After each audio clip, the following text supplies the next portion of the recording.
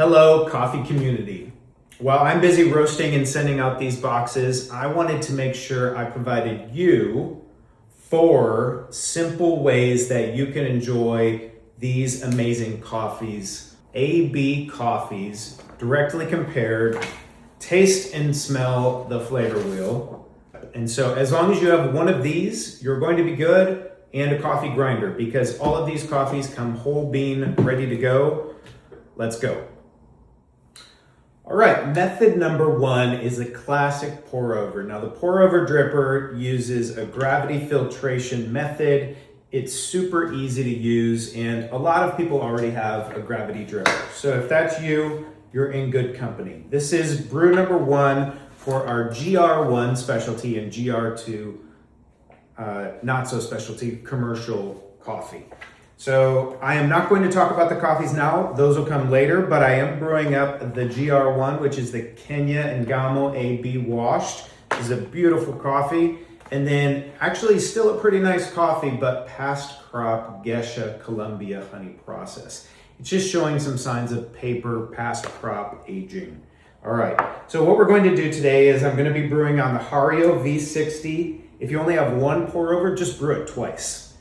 And I do have scales. If you don't have scales, just use your timer and a scoop of coffee so that you have an even brew. The goal is to isolate any brewing differences. I used a 6.5 on my Mahlkonig grinder. The water is shortly off the boil. My target is 93 centigrade or about 200 degrees Fahrenheit.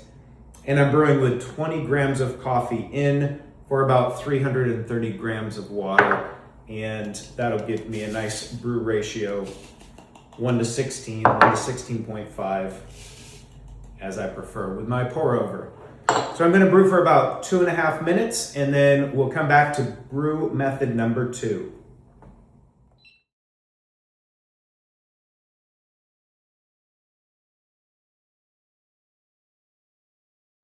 All right, coming back to our brewed coffees here on the dripper, we do have the grade 1, grade 2, and that's a high grade fresh Kenya versus a diminishing grade past crop Colombia. A washed Kenya, Colombia Gesha honey process. Both of these would still be above 80 points, but this is clearly a past crop, and you can smell it. So on the fragrance and the aroma while brewing, this is some of your feedback. I hope that you can experience some of these same variables. Let me know if you find other things or have any questions.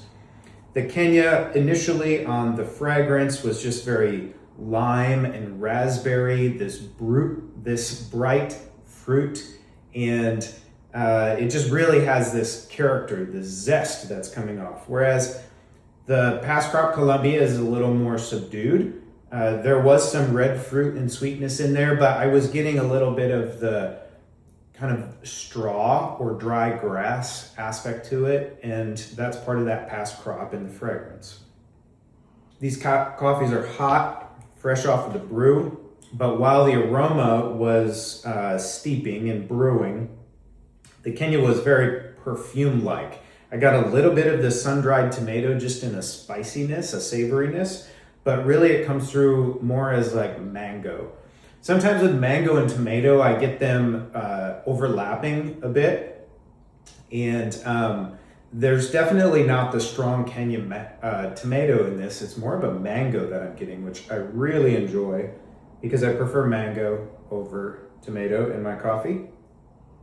It's still not a bad coffee, but what happens is like the syrupy, heavy, full body sweetness on this is countered by this almost hollow feeling body. There's a weakness in the body. Now, Gesha varieties can be a little lighter in body, but a Colombia Gesha should still have significant body, and this one did when it was fresh. There's a little bit of that woody aspect that comes out, especially on the aroma when you're brewing it. If you're cupping it, you can smell it much more on the aroma than the fragrance, or so I did. There's not as much acidity. You know, some of the acidity and some of the sweetness gets muted, and that's just what you feel with a past crop. It's kind of a muted character. I think it'd be pleasant with milk and still carry forward a lot of sweetness. I might brew it a little stronger, a higher concentration, just to get the quality out of it. If I was using a past crop as a coffee roaster, I would just updose it, or I would, find a way to continue to help it show its sweet character and the good qualities that it has. But the volume is turned up on this one. We get that green apple, the lime is really coming through, like I said. The raspberry, I know as this one cools, you get more and more of those kind of tropical mango sweetness. While it's hot, you get a lot of that bright acidity and sweetness with a big, heavy body, full mouthfeel. All right, so that's the analysis of this coffee that's in the coffee tasting kit this round, this new March, April 2026. These coffees will rotate in and out, but I've got a good stock of both of these, so enjoy them while they're there. We'll jump into the next coffee pairing soon. Hey there, coffee community. My name's Adam, and I'm on a mission to make life better using specialty coffee. So if you're into coffee, you want to grow in your sensory tasting training, I've got kits and tools available for that. Roasting supplies, cupping supplies, lab resources for coffee professionals. I'd love to help you take the next step in your coffee playground, your learning journey, whether it's certified courses or it's just how to do this, how do I grow? I'd love to help you and join you on the journey. So if you have any questions, reach out to me.